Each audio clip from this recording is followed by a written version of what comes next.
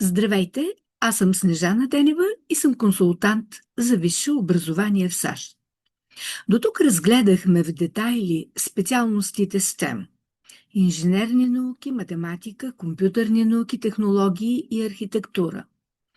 Обсъдихме подробно специалностите икономика и бизнес, едни от най-предпочитаните както от американските, така и от международните студенти специалности в американските висши училища. В следващите няколко лекции ще изследваме специалностите в областта на изкуствата и хуманитарните науки и ще се спрем основно на психологията, най-търсената от тази група специалности. Учебната програма на групата специалности по изкуства и хуманитарни науки включва изучаване на различни дисциплини, като визуални изкуства, драма, музика, литература, религия, философия и история. Голямото предимство на специалностите по изкуства и хуманитарни науки е, че те ви подготвят да мислите логично, креативно и критично за нашия свят и света около нас.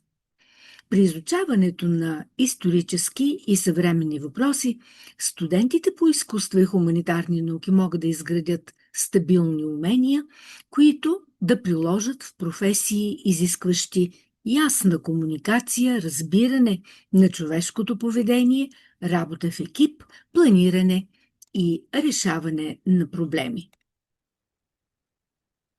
Какви преносими умения можете да придобиете в бакалавърска програма по изкуства и хуманитарни науки? Едно от големите предимства на бакалавърската степен по изкуства е развитието на преносими умения. Тези умения, макар и култивирани в контекста на избраната от вас специалност, могат да бъдат приложени в широк спектър от професии. Ето някои от тези умения. Критично мислене.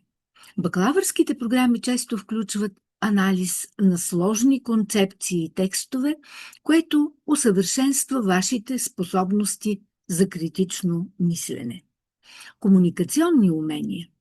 Писмените и вербалните комуникационни умения са акцент в бакалавърските курсове и са безценни за почти всяка професия. Владеенето на основни комуникационни умения прави завършилите хуманитарни науки изключително подходящи за разнообразни професии, независимо дали сте на начална работна позиция или сте на най-високото управленско ниво в организацията. Значението на умението да изслушвате хората и да предавате ефективно посланията си очевидно не може да бъде пренебрегнато. Благодарение на тези умения, изградени по време на обучението им в програми по изкуство и хуманитарни науки, завършилите млади специалисти се реализират като компетентни ръководители на проекти, които контролират операциите на компаниите или управляват екипи. Работа в екип. Работата в екип е от основно значение във всяка работна среда, поради което се очаква от завършилите хуманитарни науки да поддържат добри отношения със своите колеги, които произхождат от различни социално-икономически среди. Като екипен играч в специалностите по изкуства и хуманитарни науки, вие работите с други хора, така че целите на вашата организация да бъдат бързо постигнати. Изследване и анализ. Ще се научите да събирате, интерпретирате и синтезирате информация, което е полезно за вземането на решения в различни роли. Решаване на проблеми. Ангажирането с философски въпроси, исторически събития или социални проблеми може да подобри вашите умения за решаване на проблеми. Студентите по хуманитарни науки могат да разпознават оперативни проблеми на работното място и да вземат правилни решения. Те мислят критично и се фокусират върху решаването на проблема.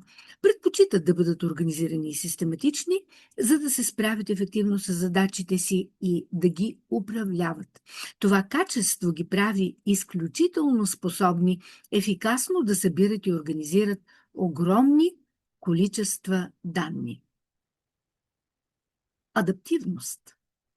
Разнообразната тематика в бакалавърската програма насърчава адаптивността и способността на студентите за бързо учене. Креативност.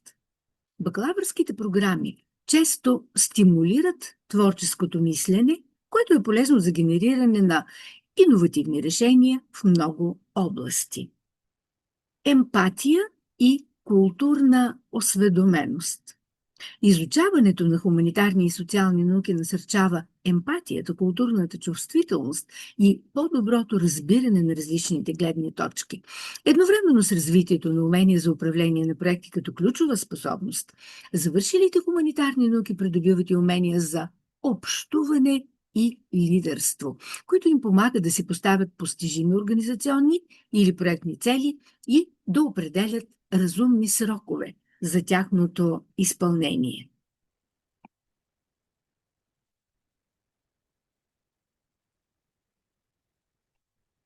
Какво изучават студентите в специалностите по изкуства и хуманитарни науки? Програмите по изкуства и хуманитарни науки прилагат мултидисциплинарен подход към обучението.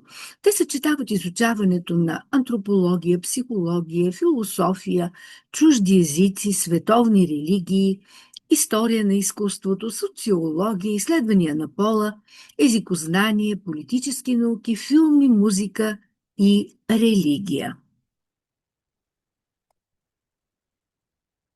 Какво можете да правите с академична степен по изкуства и хуманитарни науки?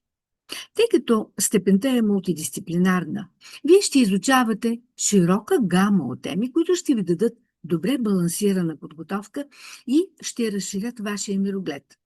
Къде да започнете работа след университета, ще се определи от вашата личност и интереси, но ето някои примерни работни места, в които можете да приложите уменията си. Специалисти по човешки ресурси, консултанти, специалисти по връзки с обществеността, графични дизайнери, автори на книги, преводачи, музикални терапевти, рекреационни терапевти, учители в средни училища, арт-директори. А ако обичате да пътувате, то следните професии ще са изключително подходящи за вас. Историци, антрополози, археолози, фотографи, репортери, куратори, редактори, лобисти, стюардеси, екскурзоводи. Им, разбира се, още толкова много професии, подходящи за специалисти с бакалавърска степен по изкуства и хуманитарни науки.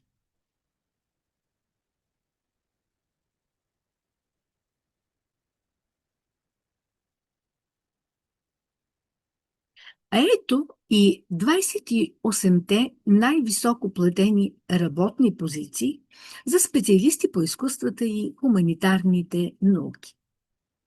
Икономисти, специалисти по международни отношения, социолози, психолози, географи, директори по комуникациите, технически писатели, лобисти, чуждестранни кореспонденти, археолози,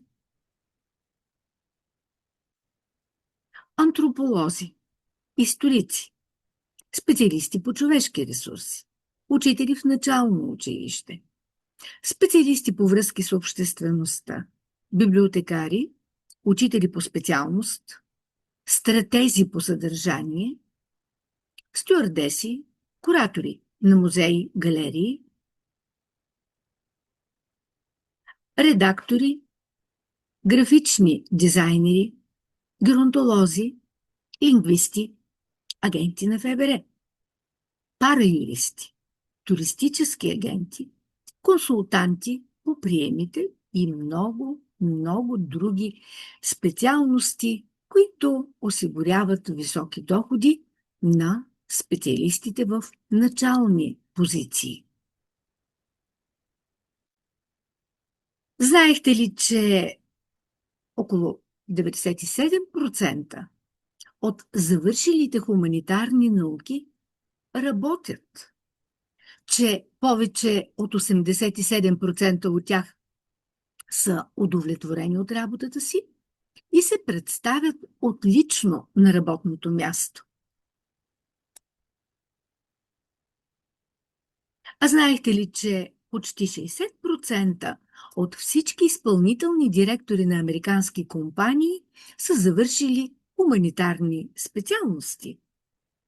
В следващата лекция ще се спрем по-подробно на специалността психология, най-търсената от тази група специалности. Трудно бихте могли сами да се справите с процеса на кандидатстване в акредитирани американски колежи и университети. Обадете ми се или ми пишете, за да оговорим 30-минутна безплатна консултация и да сте сигурни, че не оставяте нищо на случайността. Абонирайте се за безплатния ми YouTube видеоканал Висше образование в САЩ Снежана Тенева, за да не пропуснете важни теми, които обсъждаме. Благодаря ви, че бяхте с мен.